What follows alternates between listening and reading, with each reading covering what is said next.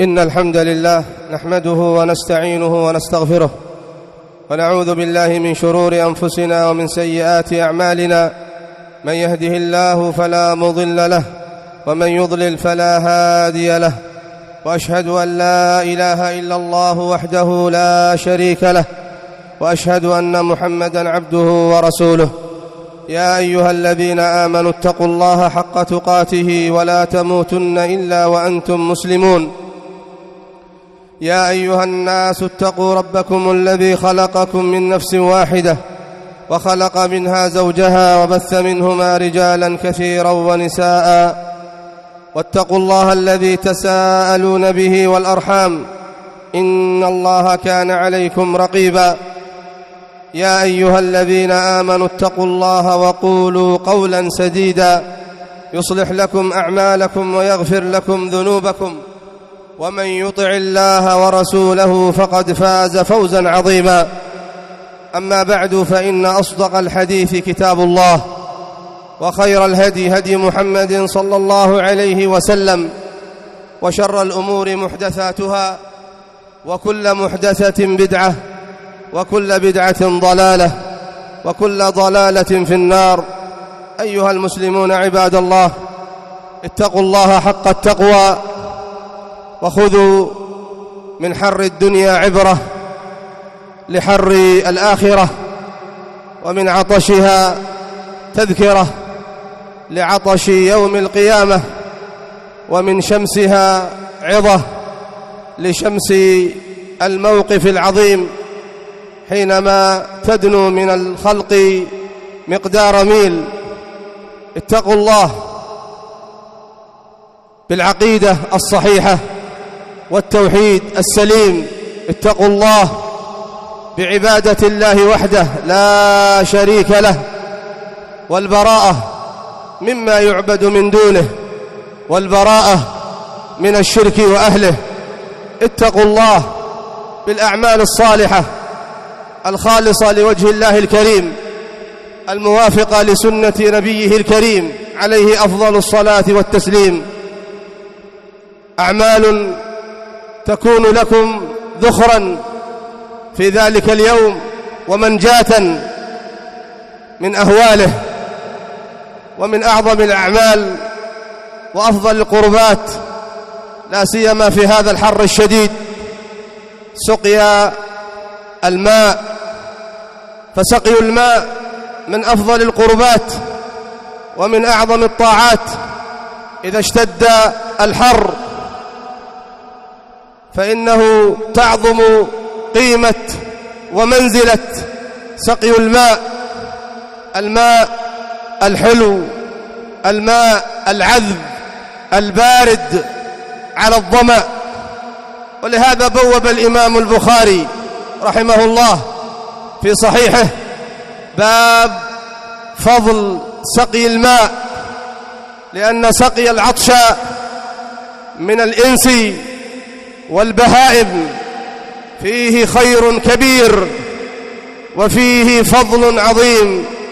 من هذا الفضل ما جاء في الصحيح عن أبي هريرة رضي الله عنه عن النبي صلى الله عليه وسلم أنه قال: بينما رجل يمشي قد اشتد عليه العطش، فنزل بئرا فشرب منه، ثم خرج فرأى كلبا يلهث يأكل الثرى أي التراب من العطش، فقال: لقد بلغ هذا مثل الذي بلغ بي، فنزع خفه أي حذاءه، ثم دخل البئر فملأه بالماء وأمسكه بفيه، ثم رقي فسقى الكلب، فشكر الله له فغفر له.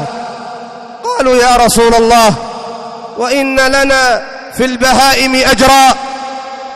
قال: في كل كبد رطبة أجر. فهذا الحديث فيه فضل سقي الماء، فضل عظيم. إذا كان سقي الكلاب ونحوها رحمة لها من أسباب مغفرة الذنوب، فكيف بسقي بني آدم من المعصومين، لا سيما سقي المسلمين؟ لا شك ولا ريب أنه أعظم وأكبر. قال ابن بطال رحمه الله: وسقي الماء من أعظم القربات إلى الله جل وعلا.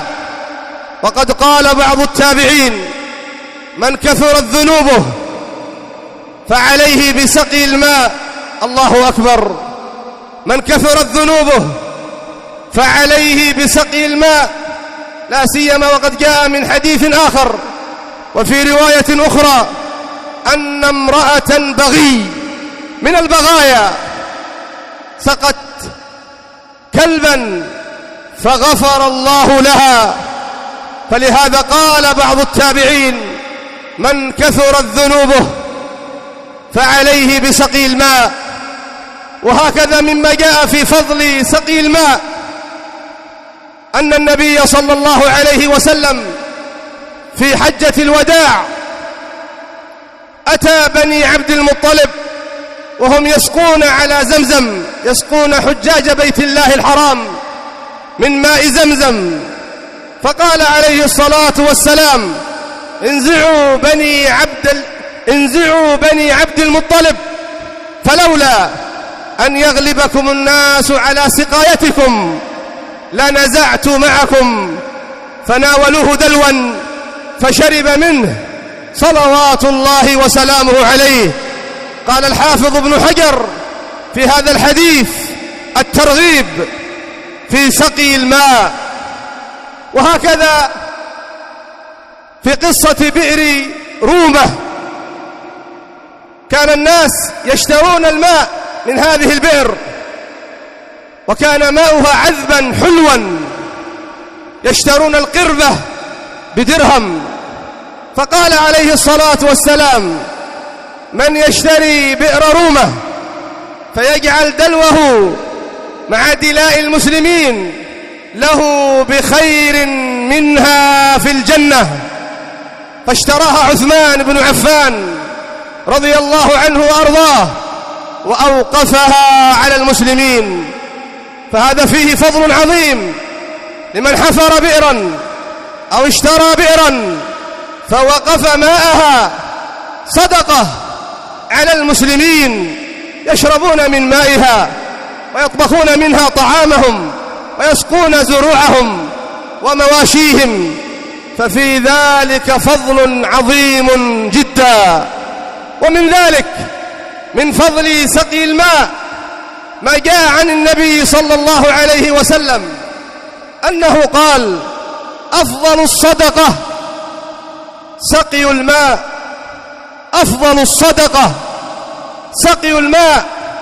وهذا الحديث فيه كلام لبعض أهل العلم، لكن العلامة الإمام الألباني رحمه الله يحسن أو يصححه بمجموع طرقه وشواهده. لكن قال الحافظ العلامة ابن القيم رحمه الله تعالى: أفضل الصدقة سقي الماء في موضع يقل فيه الماء ويكثر فيه العطش، ففي مثل هذه المواضع يكون أفضل الصدقة سقي الماء. وهكذا مما جاء في فضل سقي الماء في الحديث القدسي، الحديث الصحيح الذي يقول الله عز وجل فيه: يا ابن آدم استسقيتك فلم تسقني. قال: يا رب كيف أسقيك وأنت رب العالمين؟ قال: استسقاك عبدي فلان فلم تسقه، أما علمت أنك لو سقيته لوجدت ذلك عندي. رواه الإمام مسلم. فهذا فيه فضل سقي الماء للمحتاج إليه. وتأمل في قوله سبحانه: أما علمت أنك لو سقيت عبدي لوجدت ذلك عندي. فهذه السقيا التي تقوم بها يا عبد الله في هذه الدنيا تجدها عند الله عز وجل مدخر لك في ذلك اليوم الذي حره شديد وعطشه شديد وشمسه قريبة من الخلائق قدر ميل. فنحن في هذه الدنيا وفي هذا الحر الشديد ربما نفر إلى الظل، ربما نفر إلى الأماكن الباردة، ربما نفر إلى ما يخفف علينا هذا الحر من الاغتسال أو من الذهاب إلى البحار أو من تخفيف العطش بالماء البارد وبالثلج. لكن قل لي بربك كيف نفر من عطش ذلك اليوم ومن حر ذلك اليوم ومن شمس ذلك اليوم؟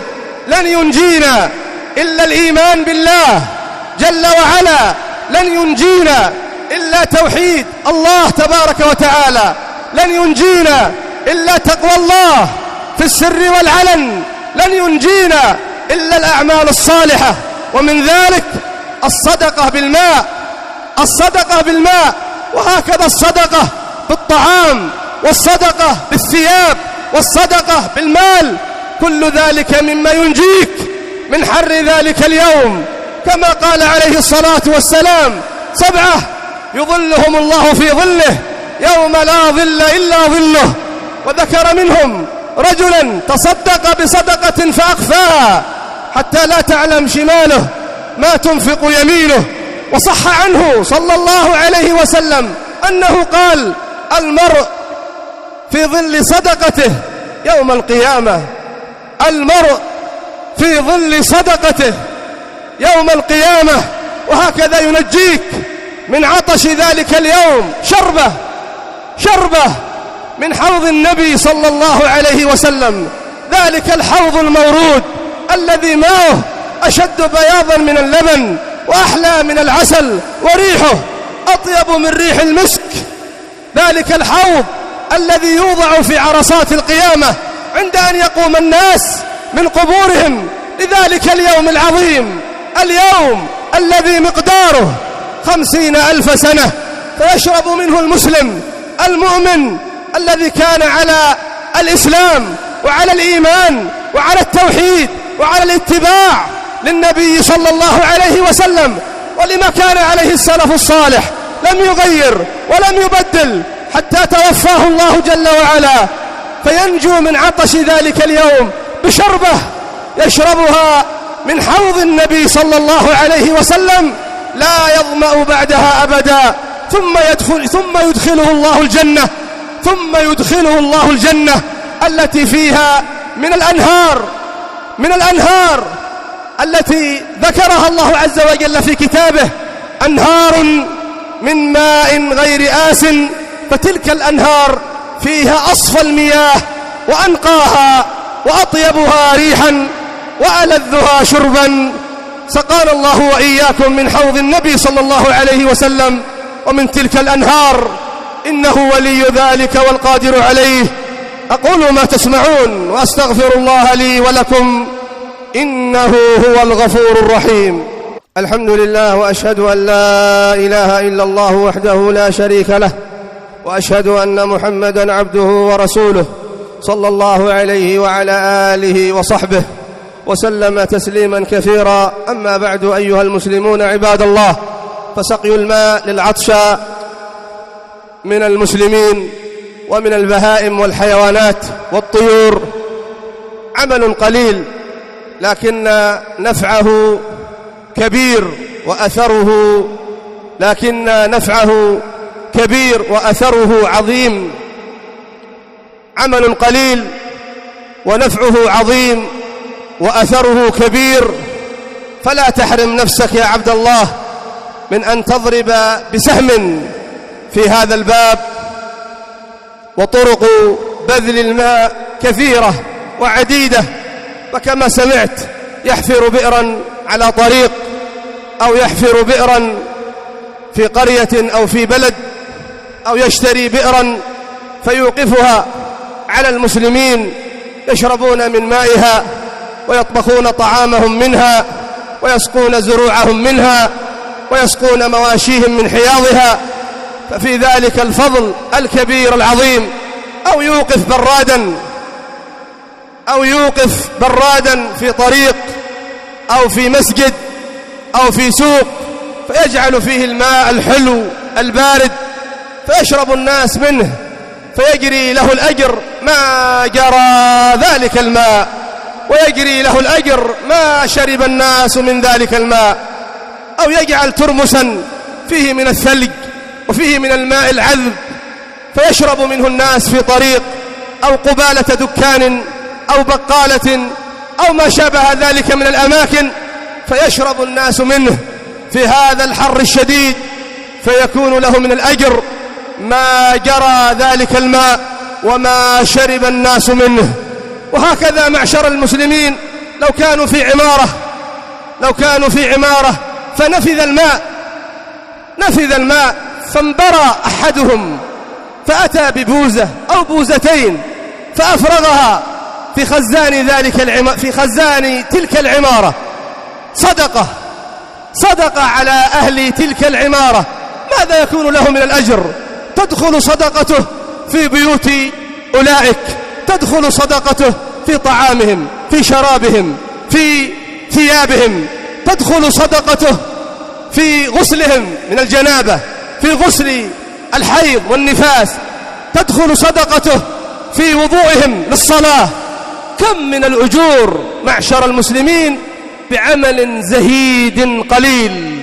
وهكذا معشر المسلمين من سبل بذل الماء أن يوزع الماء في أكياس أو في قوارير، الماء البارد في هذا العطش الشديد وفي هذا الحر الشديد على المارة من ماش وراكب يوزع الماء البارد، كم يكون له من الأجور عند الله تبارك وتعالى. وهكذا يضع الماء في أواني للحيوانات وللطيور فتشرب منه هذه الحيوانات وهذه الطيور، فيكون له في كل كبد رطبة أجر. فطرق بذل الماء كثيرة وعديدة، فاضرب لك يا عبد الله بسهم في هذا الباب.